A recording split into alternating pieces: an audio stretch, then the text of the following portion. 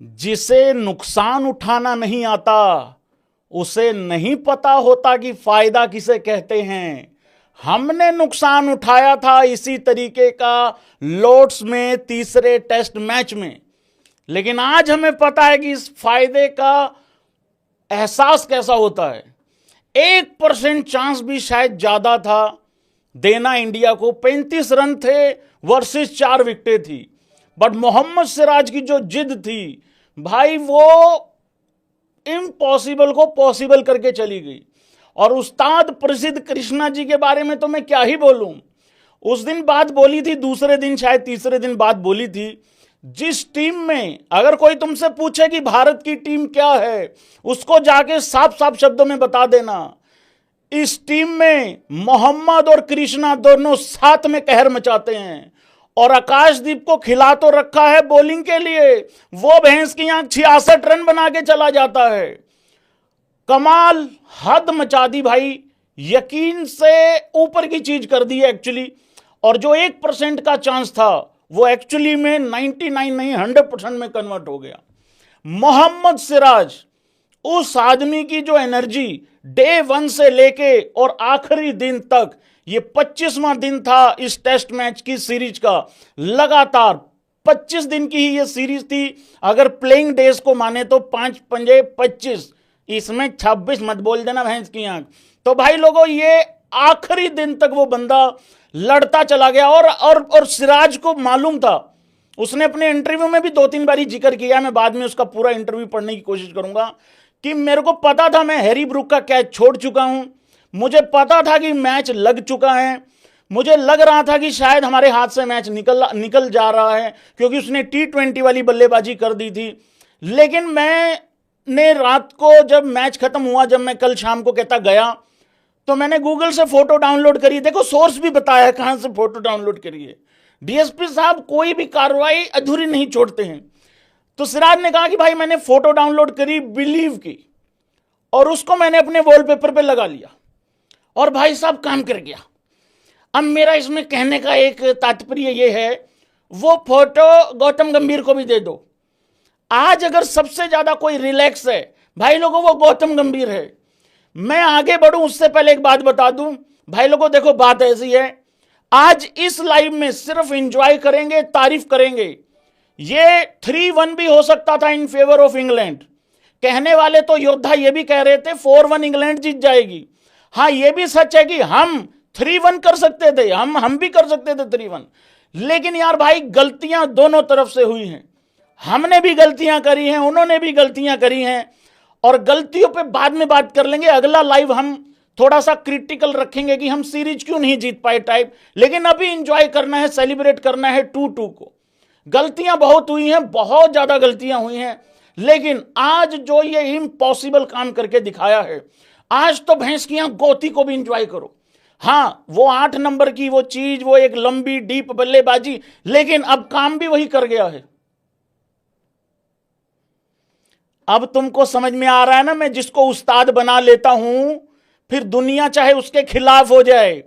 भाई लोगों, दूसरे दिन 5वें टेस्ट मैच में मैंने आके गोती को बहुत रगड़ा, बहुत पेला, सबको पेला बेसिकली। 109 पे 1 विकेट डाउन थी, 16 ओवरों में इंग्लैंड ने हमारे तीतर बना दिया था मार मार के।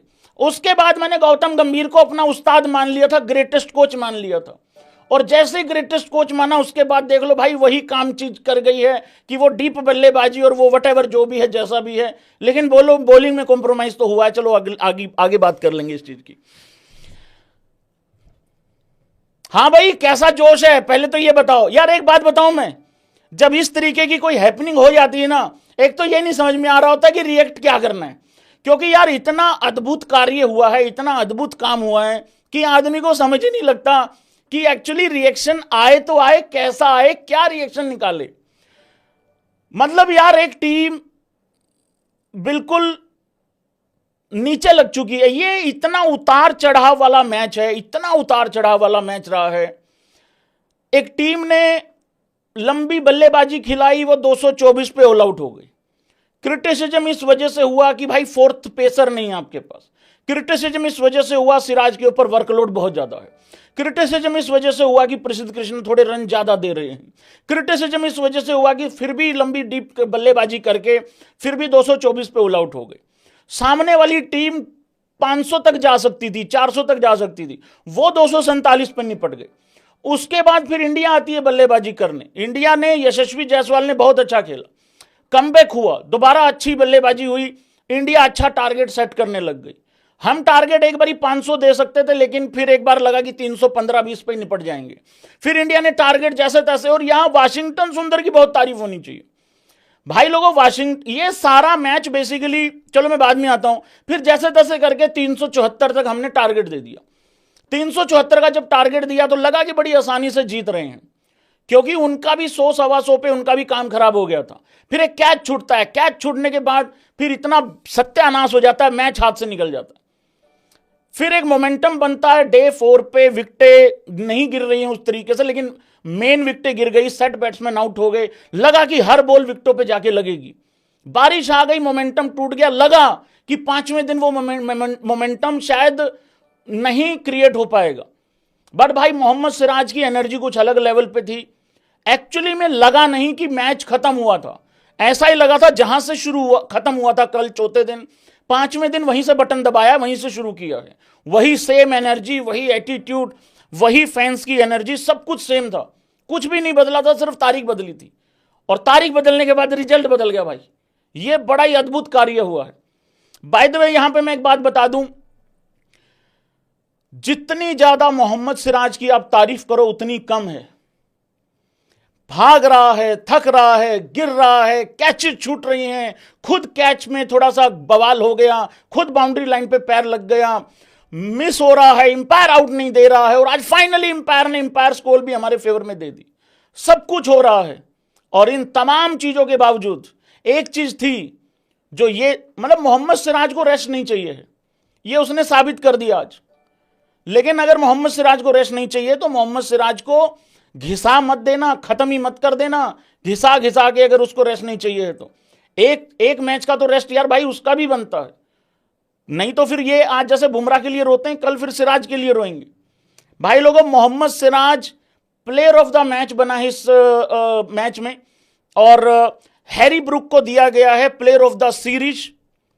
हैं, प्लेयर ऑफ द सीरीज 2 बंदों को अनाउंस किया गया है, शुभमन गिल, और उधर से प्लेयर ऑफ द सीरीज भैंस क्या हैरी ब्रूक को भी दे दिया।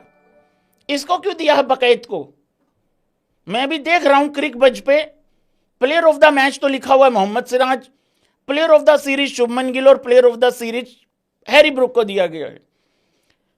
मतलब ठीक है, इंडिया की तरफ से गिल हो गया, इंग्लैंड की तरफ से वो हो गए, भाई रिजल्ट तो 2-2 ही रहा है ना उसके हिसाब से, इस तरीके से। हाँ, 2 सेंचुरी नहीं, कार्य किया है उसने, अच्छा कार्य किया है, ऐसी बात नहीं है भाई। वो ऑलमोस्ट सीरीज ले गया था हमसे, तो ये बिल्कुल सही है, बहुत बढ़िया हुआ है कार्य, बड़ा जबरदस्त।